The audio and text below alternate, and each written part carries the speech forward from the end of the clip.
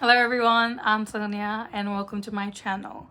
So in this channel, I'm going to be sharing about experiences and challenges that I face as a student studying in Malaysia. I've been here about, I think 2 years already. I mean almost, not 2 years fully.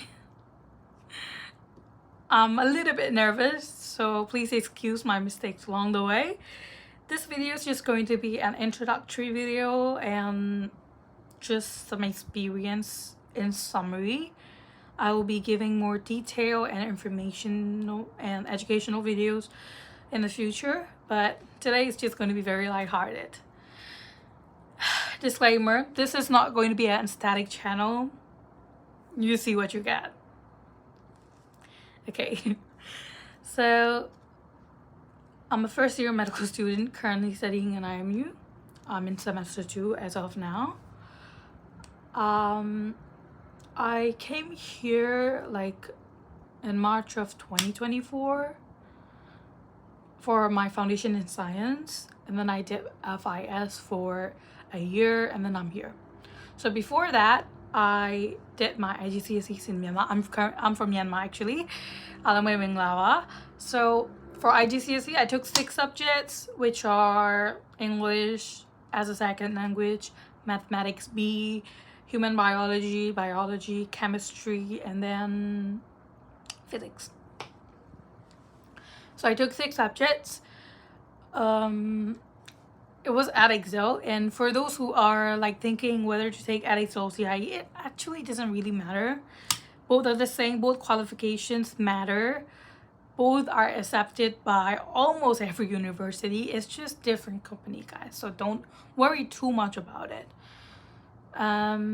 So yeah, for IGCSE I did for like 1.5 years if I'm not mistaken, and after I got my results I applied for foundation in science. And if you are trying to go to a university in Malaysia, I suggest you take your FIS in the university that you want to proceed studying undergraduate degree in.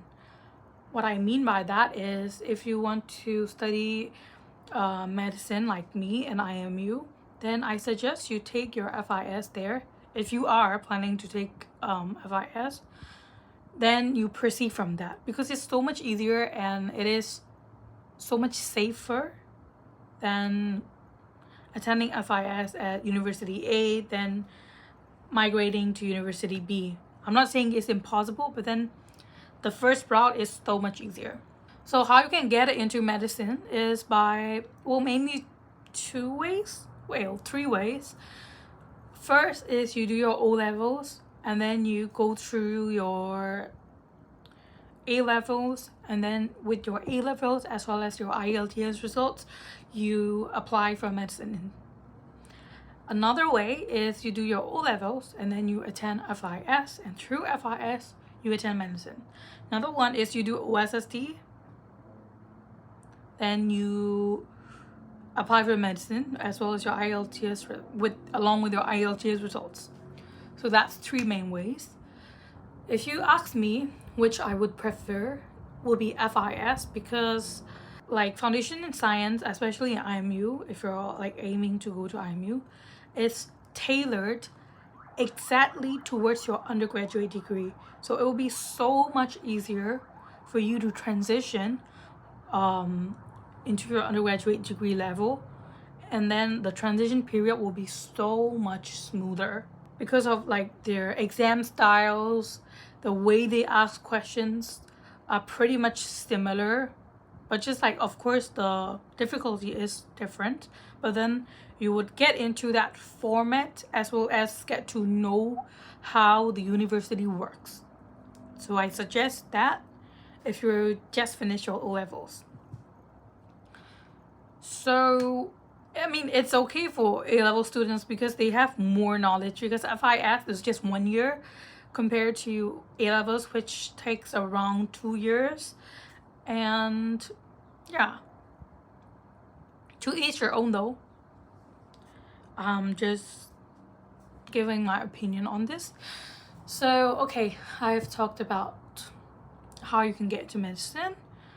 And well, the documents that you need are pretty simple actually. You will need your transcript as well as your IELTS results. If you have like extracurricular certificates, you're welcome to like post them that as well. If you're from Myanmar and you have finished your matriculation, you can actually enter FIS with your matriculation results.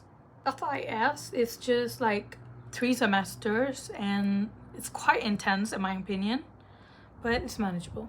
It's very manageable if you try. I mean, in my first semester, it was like everything is everywhere, everything's scattered. I don't know how to manage my time. I don't know how to manage schedules. Everything was like really complicated for me, but you'll get the hang of it. So accommodation wise, if you're planning to do your FIS, I suggest you live nearer to the new campus, which is in the technology park near APU. I will give the links in description on where you can find these types of apartments. But if you're doing medicine and like coming here to medicine straight away, I suggest you either live in Vista ABC or Covilia.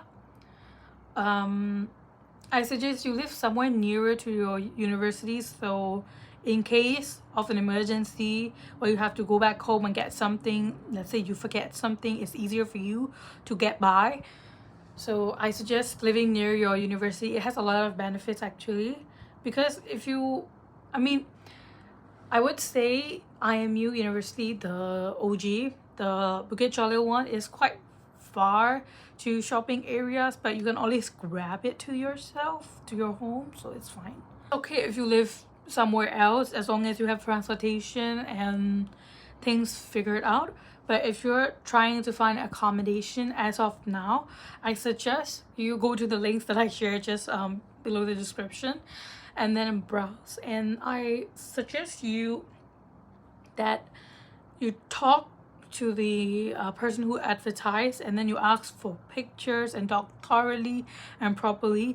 And if they ask you for a booking fee, do not engage more, because that is not a thing. That's a scam. You don't have to pay to view your apartment. That's a scam, because it kind of goes around so much, not in the group that I know of, but I once searched for an apartment like a little bit further from IMU. I wanted to live in a studio room, you know, with everything equipped. It was around like 1,000 ringgit, which is too good to be true in this sense. The first red flag, of course, but yeah, the person asked me for like 300 ringgit just to view the apartment. Like, I'd say I will come view and we'll give you the money right then and there. He was like, no, give me the online payment first. That's too fishy. If something feels and seems too fishy or too good to be true, then it's a scam. So please be aware of that. So okay, now I have talked about accommodation as well, so let's go on to food. So for food, and actually to be honest, for apartments, the rent and the food, whether you cook or whether you eat out, so if you are cooking, then minimum you would spend around 400 ringgit per month on groceries. That's minimum. For me, it goes for like 500 to 600 ringgit on food, or sometimes more if I have like exam seasons. I have to order. I mean, I can't cook when I have like lots of exams, so like that's around that much for budgeting. So in summary, for an average person per month, your expenditure will go up to around 1,200 ringgit to 1,500 ringgit. That's the normal range, like everything included, like rent, utility, electricity. That's an average. Like average is around that much, but it depends on you and your spending habits, as well as the place you live in. But if you also have friends who's going to be sharing apartments with you, you can rent an entire apartment by yourself as well. But I don't recommend that, because if you rent an entire apartment by yourself, then you have to basically do everything, like paying the utility by yourself, paying the water bills. If something happens in the apartment, it's your responsibility. It's too much work because you'll be studying as well. So I don't recommend that, but if you can handle pressure, it's fine, do it, because that may be affordable and might be better if you have good friends to stay with. So that's it for the accommodation and rent and utilities. For utilities, if you open like aircon, I have a sub meter, you can see like from there. So it cost me around 100 ringgit per month because, well, I live in a small room and then no ventilation because I need this, and I cannot sleep without aircon. It's super hot. I cannot handle the heat. And by the way, Malaysia is super hot for me, in my opinion. I'm from Myanmar. Myanmar is hot, but here it's very humid and hot and dry sometimes. Even if it rains, it's not necessarily cold. So yeah, that's just a disclaimer. If you have a lot of foodies, maybe lose them. But an IMU itself is very cold. In the IMU building, it is super cold. So bring a jacket to there, have it in your backpack. But if you're going around and if you're visiting someplace else, maybe lose the hoodies because it's quite hot. Transportation. For transportation, you can either use Grab, same as Myanmar. Just download the Grab app here. And you can also use the LRT, which is quite efficient in my opinion. I use the LRT to go to church every Sunday. You can make a card in the nearest station where you stay. And good news is that if you're a student, you just ask a form from your school and then they will give you a form, and then if you make an online submission, then every ride you take will be 50% off. That's a lot if you travel a lot. So yeah. And if you ask for my experience as a student living here, I would say it's quite manageable. I love Malaysia because the people are the best part is the people. They're so warm and I feel right at home. And I wouldn't worry too much if I were you. Worry too much like before coming here, but trust me, the people are so nice here. And language wise, it's fine if you can speak in English. Actually, it's not that much of a deal if you don't know Malay, but it will be useful for you and they will appreciate it if you could speak their language. I'm trying to learn. It's not a good progress for now, but yeah, I'm trying to learn.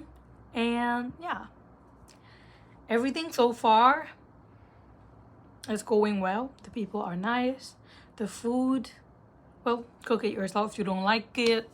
But the food is nice too. Just gotta choose wisely, like where you eat and stuff. I'll just put every link that you need here in the description box. And if you have any more questions that you want answers to, just put it in the comments or come DM me in my socials. I will get back to you whenever I can. And thank you for watching and listening to me. Yeah, and that's it for the video today. And thank you so much. Bye bye.